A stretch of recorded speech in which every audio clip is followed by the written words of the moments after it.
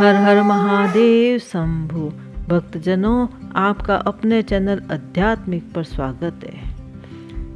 हम शिव पुराण में रुद्र संहिता प्रथम सृष्टि खंड का अध्ययन करेंगे। श्री गणेशाय नमः।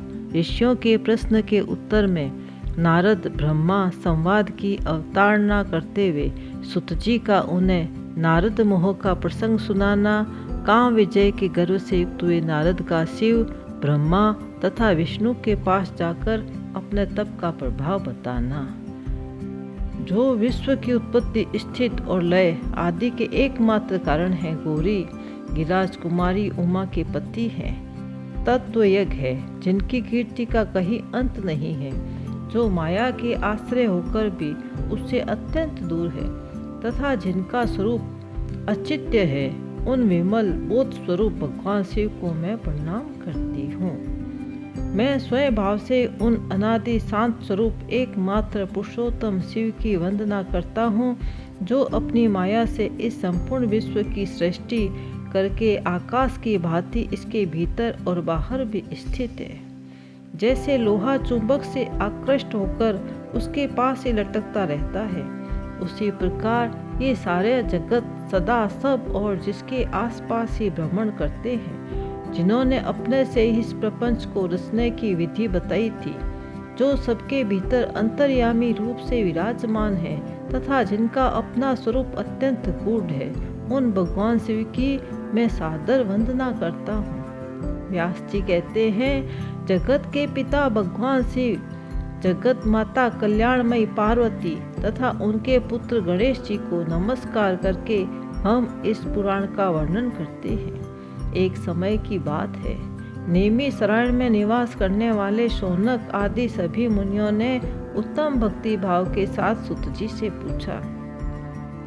ऋषि बोले, महाभाग सुत जी, विद्वेषर संहिता जो साध्य साधन खंड नाम वाले शुभ एवं उत्तम कथा है, उसे हम लोगों ने सुन लिया। उसका आदि भाग बहुत ही रमणीय है तथा वह शिव भक्तों पर भगवान शिव का वात्सल्य स्नेह प्रकट करने वाली है। विद्वान, अब आप भगवान शिव के परम उत्तम स्वरूप का वर्णन कीजिए, साथ ही शिव और पार्वती के दिव्य चरित्र का पूर्ण रूप से श्रवण कराइए। हम पूछते हैं, निर्गुण महेश्वर लोक में सगुण रूप कैसे धारण करते हैं? हम सब लोग विचार करने पर भी शिव के तत्व को नहीं समझ पाते। सृष्टि पहले भगवान शिव किस प्रकार अपने स्वरूप से स्थित होते हैं, फिर सृष्टि के मध्य काल में वे भगवान किस तरह क्रीड़ा करते हुए सम्यक व्यवहार बर्ताव करते हैं, और सृष्टि कल्प का अंत होने पर वे महेश्वर देव किस रूप में स्थित रहते हैं। लोक कल्याणकारी शंकर कैसे प्रसन्न होते हैं, और प्रसन्न हुए महेश्वर अपने भक्तों तथा दूसरों को कौन सा उत्तम फल प्रदान करते हैं, यह सब हमसे कहिए। हमने सुना है कि भगवान शिव शीघ्र प्रसन्न हो जाते हैं। वे महान दयालु हैं, इसलिए अपने भक्तों का कष्ट नहीं देख सकते। ब्रह्मा, विष्णु और महेश ये तीन देवता शिव के ही अंग से उत्पन्न हुए हैं। उनके प्राकट्य की कथा तथा उनके विशेष चरित्रों का वर्णन कीजिए। प्रभु, आप उमा के आविर्भाव और विवाह की भी कथा कहिए। विशेषतः उनके गृहस्थ धर्म का और अन्य लीलाओं का भी वर्णन कीजिए। निष्पाप सुत जी, आपको यह सब तथा दूसरी बातें भी अवश्य कहनी चाहिए। सुत जी ने कहा, मुनीश्वरों, आप लोगों ने बड़ी उत्तम बात पूछी है। भगवान सदाशिव की कथा के आप लोगों की जो आंतरिक निष्ठा हुई है, इसके लिए आप धन्यवाद के पात्र हैं। ब्राह्मणों, भगवान शंकर का गुण अनुवाद सात्विक है। राजस और तामस तीनों ही प्रकृति के मनुष्यों को सदा आनंद प्रदान करने वाले हैं। पशुओं की हिंसा करने वाले निष्ठुर कसाईयों के सिवा दूसरा कौन पुरुष उस गुण अनुवाद को सुनने से ऊब सकता है?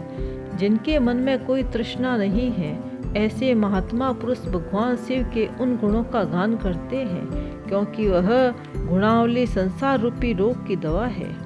मन तथा कानों को प्रिय लगने वाली और संपूर्ण मनोरथों को देने वाली है।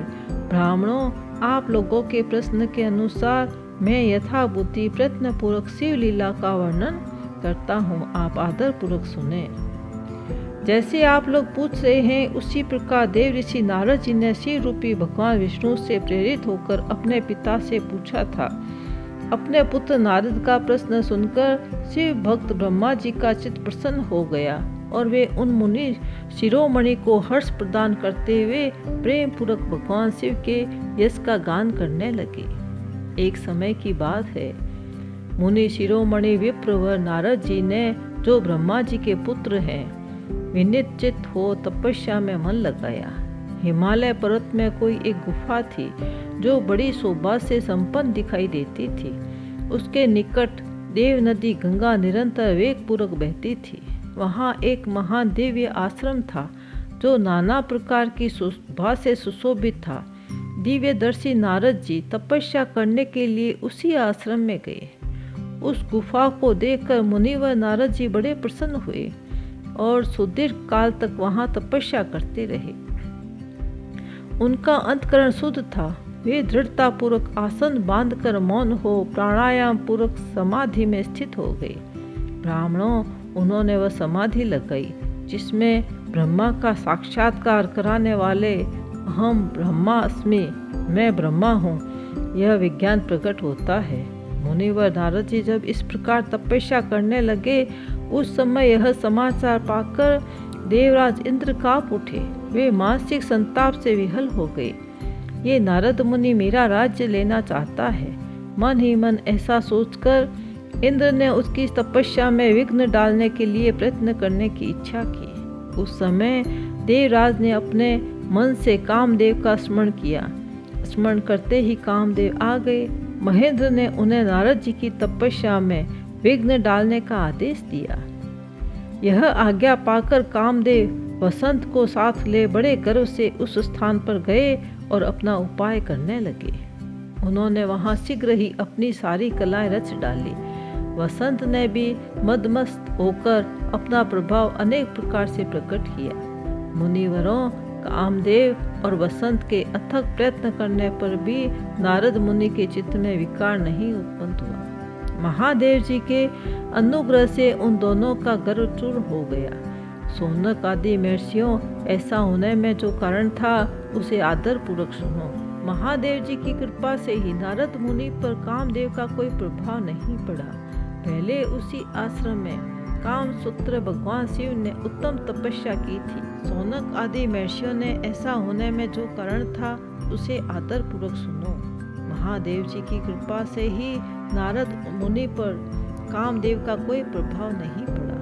पहले उसी आश्रम में कामसूत्र भगवान शिव ने उत्तम तपस्या की थी और वहीं उन्होंने मुनियों की तपस्या का नाश करने वाले कामदेव को शीघ्र ही भस्म कर डाला। उस समय रति ने कामदेव को पुनः जीवित करने के लिए देवताओं से प्रार्थना की। तब देवताओं ने समस्त लोगों का कल्याण करने वाले भगवान शंकर से याचना की। उनकी याचना करने पर वे बोले, देवताओं, कुछ समय व्यतीत होने के बाद कामदेव जीवित तो हो जाएंगे, परंतु यहाँ उनका कोई उपाय नहीं चल सकेगा। अमरगण यहाँ खड़े होकर लोग चारों ओर जितनी दूर तक की भूमि को नेत्र से देख पाते हैं, वहां तक कामदेव के बाणों का प्रभाव नहीं चल सकेगा। भगवान शंकर की इस उक्ति के अनुसार उस समय वहां नारद जी के प्रति कामदेव का निजी प्रभाव मिथ्या सिद्ध हुआ। वे शीघ्र ही स्वर्गलोक में इंद्र के पास लौट गए। वहां कामदेव ने अपना सारा वृत्तांत और मुनि का प्रभाव कह सुनाया। भगवान के चरणों में मस्तक झुकाकर इच्छा अनुसार विचरने वाले नारद मुनि वहां से चले गए। हर हर महादेव शंभु। भक्तजनों, यहाँ शिव पुराण में अध्याय 1 और 2 रुद्र संहिता का संपूर्ण होता है।